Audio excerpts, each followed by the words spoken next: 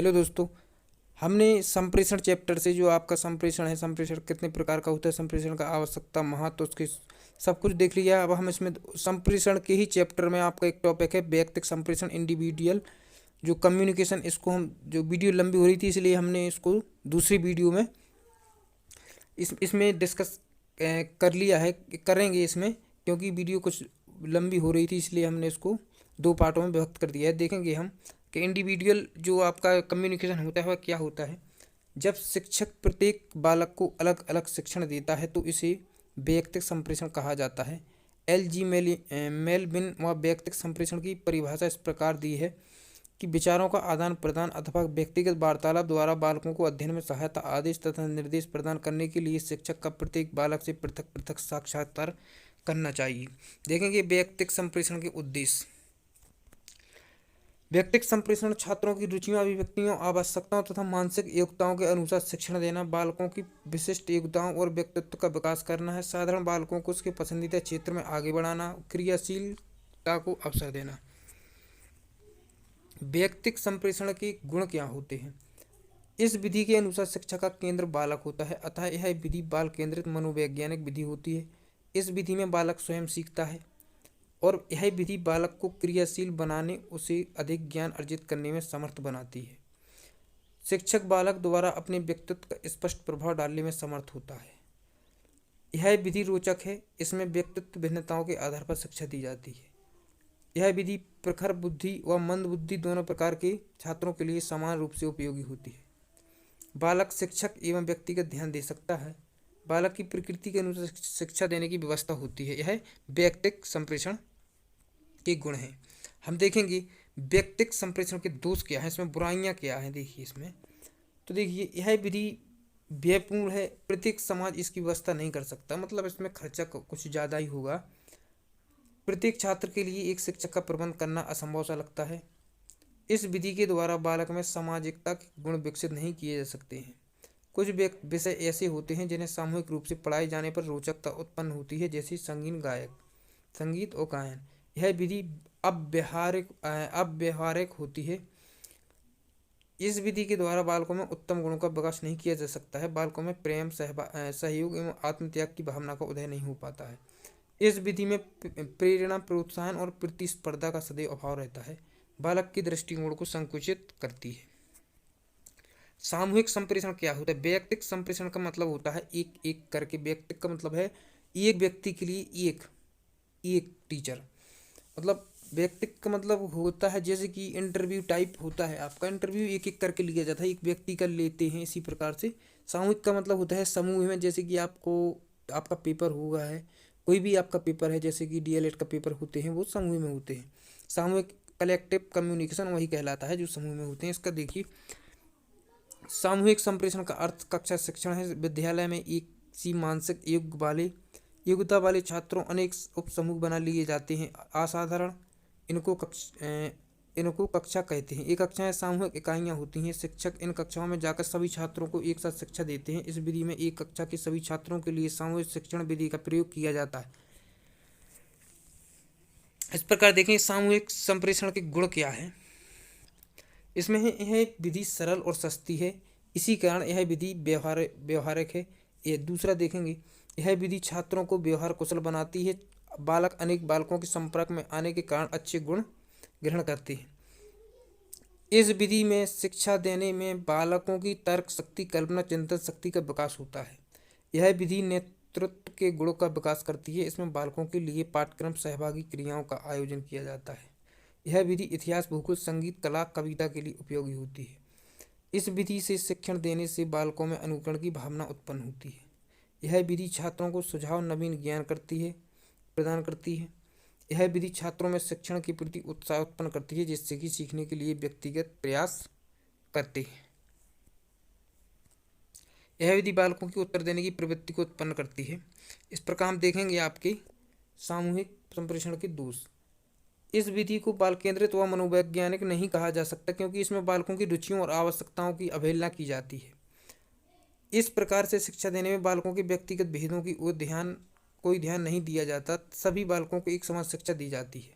मतलब इसका यह है कि कोई बच्चा उसमें फास्ट है और कोई उसमें धीमा है, तो मतलब उन दोनों को एक प्रकार से शिक्षा देते हैं तो कोई समझ लेता है और कोई नहीं समझ पाता। उस बच्चा वो नहीं समझ पाता तो वो और पिछड़ता ही जाता है, और यह जो समझ लेते हैं वो आगे बढ़ते जाते हैं और सीखते जाते हैं, और वह जो नहीं समझ पाता है तो वो उसी पे अटका रह जाता है। इस प्रकार जो इसलिए व्यक्तिक संप्रेषण इससे इस जगह पे अच्छा माना जाता है। लेकिन जो व्यक्तिक संप्रेषण है उसको करना आसान नहीं है, क्योंकि एक एक विद्यार्थी के लिए एक शिक्षक पॉसिबल नहीं है। इसलिए इस प्रकार से दोष हैं, ऐसी की बुराइयां बता रहे हैं और मतलब इसमें दोष दोष होते हैं। तो देखेंगे, और आपका जो यह विधि समय सारणी के अनुसार शिक्षक और छात्रों को एक संकुचित क्षेत्र में बांध देती है। शिक्षण पाठ्यक्रम में निर्धारित विषय वस्तु से जूझता रहता है, फलस्वरूप बालक का विकास रुक जाता है। इस विधि में शिक्षक और छात्रों के मध्य संपर्क नहीं बन पाता, क्योंकि एक ही शिक्षक अनेक कक्षाओं में पढ़ाता है। सही बात। इस विधि में शिक्षक को सक्रिय रहना पड़ता है, लेकिन बालक निष्क्रिय रहते हैं। कक्षा के अधिकांश कमजोर छात्र चुपचाप बैठे रहते हैं। कक्षा में सभी लोगों को एक साथ एक ही विधि से पढ़ाने में बालक का हित नहीं होता है। मंदबुद्धि बालक पीछे रह जाता है, जैसे कि अभी हमने बताया है। इस प्रकार से इसके जो दोष हैं आपने देख चुके हैं।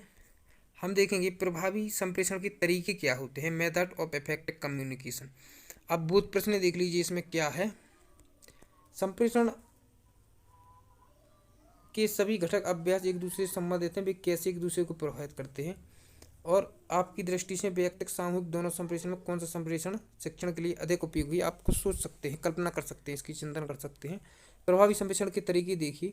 यदि एक व्यक्ति दूसरे व्यक्ति को कोई सूचना देता है तथा दूसरा व्यक्ति द्वारा सूचना ग्रहण करने और संकेत को किसी प्रतिक्रिया के रूप में प्राप्त हो जाए तो वह प्रभावी संप्रेषण कहलाता है। शिक्षाविदों के मतानुसार संप्रेषण प्रक्रिया को कक्षा में प्रयोग करते समय निम्नलिखित बिंदुओं पर ध्यान देना चाहिए। अब देखेंगे उद्देश्य संप्रेषण की यह विशेषता है, उनमें से शिक्षण की उद्देश्य स्पष्ट विशिष्ट होना चाहिए, क्योंकि उद्देश्यहीन कार्य प्रभावी और संतुष्ट करने वाला नहीं होता। अध्यापन आदेशात्मक न होकर निर्देशात्मक होना चाहिए। संप्रेषण आदेशात्मक नहीं होना चाहिए, अतः कक्षा का वातावरण कठोरता तथा नीरसता से युक्त न होकर सरलता, सौहार्द, स्नेह और सहानुभूति युक्त होना चाहिए। प्रेरणास्पद है। इस प्रकार देखिए, प्रेरणास्पद मतलब संप्रेषण पूर्व प्रेरणास्पद होना चाहिए, वह पूर्ण अनुभवों पर आधारित होना चाहिए, साथ ही उनकी रुचियों प्रवृत्तियों को विकसित करने वाला होना चाहिए। प्रेरणा मतलब बालक को जिसमें रुचि है वह प्रेरणा मतलब उसको हम मोटिवेट करके ही पढ़ा सकते हैं उसको। देखेंगे बाल केंद्रित क्या होता है। वर्तमान समय में बाल केंद्रित शिक्षा है, अतः संप्रेषण की सभी तभी प्रभावी हो सकता है जब वह बाल केंद्रित हो, अर्थात उसकी वैयक्तिक भिन्नताओं को ध्यान में रखते हुए उसकी सहभागिता के साथ अध्यापन किया जाए। सुनियोजित देखेंगे, संप्रेषण सुनियोजित ढंग से अर्थात भली प्रकार से योजना बनाकर पूर्ण किया जाना चाहिए। प्रजातांत्रिक पद्धति पर आधारित वर्तमान युग में संप्रेषण में प्रजातांत्रिक दृष्टिकोण को महत्व दिया जाने लगा है, ताकि कक्षा में प्रजातांत्रिक वातावरण सृजित हो सके। अध्यापक का सभी लोगों के साथ समान व्यवहार रहे, चाहे वह निम्न उच्च वर्ग का हो या किसी भी जाति व लिंग का हो। सक्रिय अध्यापन और विषय में क्रमबद्धता यह होना अति आवश्यक है। इसमें आप देख सकते हैं। और सहयोग की भावना, पाठ की तैयारी किस प्रकार से होते हैं, पूर्व ज्ञान से संबंधित, मतलब आप जो भी पढ़ाते हैं उसको पूर्व ज्ञान से उसको जोड़ देते हैं, मतलब तो है सीखने में उसे और रुचि आ जाती है।